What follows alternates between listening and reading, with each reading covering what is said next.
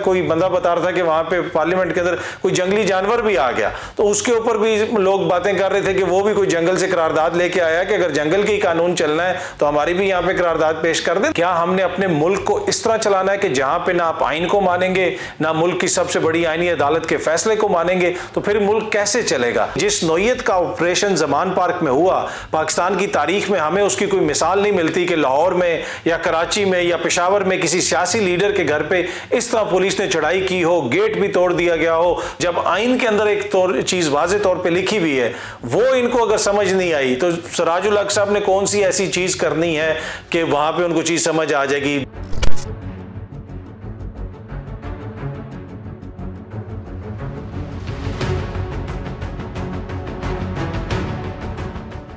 कोई भी जो रियासत होती है, कोई भी मुल्क होता है, वो आइन और कानून के मुताबिक चलते हैं। अगर आइन में लिखा हुआ है कि इंतखाबात होने हैं, उसके ऊपर इन्होंने अमल दरामद नहीं किया, तो मैं कोई ज़्यादा सरप्राइज नहीं हूं कि इन्होंने सबसे बड़ी मुल्क की जो अदालत है उसके अहकामात को भी नहीं माना। लेकिन इस तरह आप रियासत नहीं चला सकते। मेरे ख्याल में ये बड़ी ख़तरनाक सूरत हाल है। यहाँ पे बात अब सिर्फ अपनी सियासत बचाने की नहीं है, ये बात उससे आगे निकल चुकी है। क्या हमने अपने मुल्क को इस तरह चलाना है कि जहाँ पर ना आप आइन को मानेंगे, ना मुल्क की सबसे बड़ी आईनी अदालत के फैसले को मानेंगे, तो फिर मुल्क कैसे चलेगा? तो मेरे ख्याल में इस वक्त पाकिस्तान बाकायदा तौर पर एक ख़तरनाक दौर से गुजर रहा है, क्योंकि अगर यहां से चीजें स्लिप होती हैं तो फिर होगा ये कि कल कोई और जो आएगा वो कहेगा करवा लें अब आप इलेक्शन। किस तरह आप करवाएंगे अगर आपने अदालत का फैसला भी नहीं मानना, आपने आइन को भी नहीं मानना? ये चीजें तो हमने डिक्टेटर्स के दौर में ये चीजें कोर्ट होती थी कि जी 90 रोज का क्या है कि 11 साल बैठ के, क्या किसी जमहूरी दौर में हम ये सोच सकते थे? तो मेरे ख्याल में ये बड़ी परेशान कुन सूरत हाल है।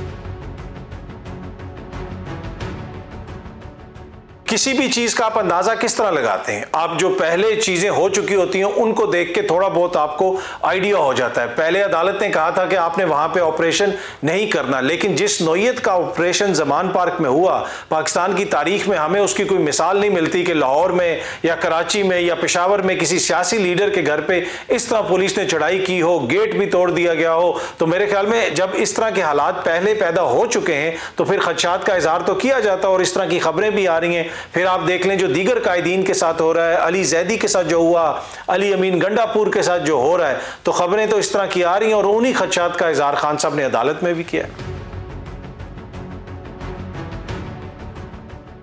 ये बड़ा जो है ना, जिसे आप कह सकते हैं मायूस कुन है कि आप अदलिया के आधे जजों के ऊपर इल्ज़ामात लगाना शुरू कर दें।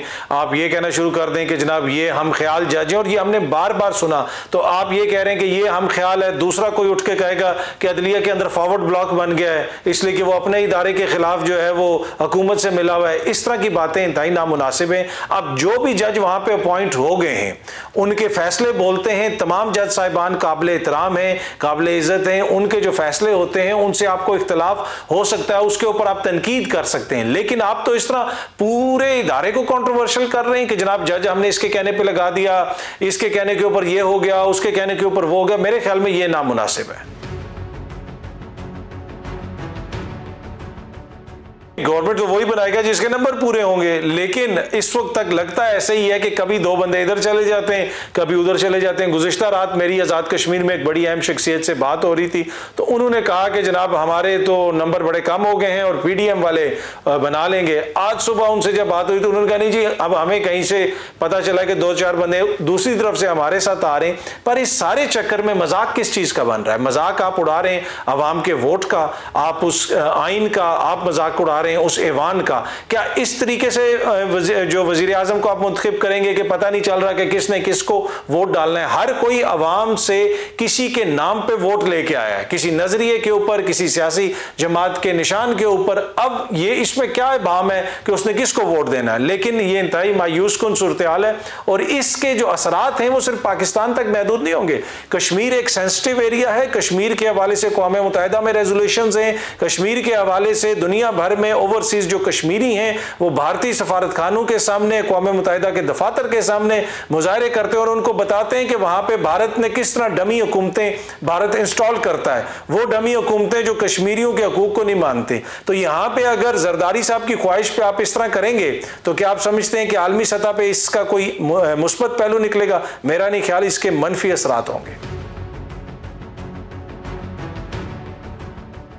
जमाते इस्लामी कोशिश तो कर सकती है, सराजुल हक साहब का बिल्कुल बड़ा सिंसियर उनकी एफर्ट होगी, लेकिन मेरा नहीं ख्याल कि उनके कहने के ऊपर चीज़ें हल होंगी। जब आइन के अंदर एक चीज़ वाज़े तौर पे लिखी हुई है, वो इनको अगर समझ नहीं आई तो सराजुल हक साहब ने कौन सी ऐसी चीज़ करनी है कि वहाँ पे उनको चीज़ समझ आ जाएगी। देखिए, आइन के अंदर सारी चीज़ें वाज़े होने के बावजूद जिस किस्म की सूरत हाल पार्लियामेंट के अंदर हो रही है, वो जनाब कह रहे हैं हमने इलेक्शंस नहीं होने देने, वो जिस किस्म की करारदादें पेश की जा रही हैं। आज तो ये कह रहा था, कोई बंदा बता रहा था कि वहाँ पे पार्लियामेंट के अंदर कोई जंगली जानवर भी आ गया, तो उसके ऊपर भी लोग बातें कर रहे थे कि वो भी कोई जंगल से करारदाद लेके आया कि अगर जंगल की कानून चलना है तो हमारी भी यहाँ पे करारदाद पेश कर दें। तो मेरे ख्याल में नामुनासिब रवैये हैं, और सिर्फ ये जो मुज़ाकरात की बात हो रही है, हुकूमत की तरफ से कोशिश होगी कि जनाब इनको एंगेज रखा जाए, और एंगेज रखने का क्या मकसद है, वक्त ज़ाया किया जाए और इंतखाबात ना करवाए जाए।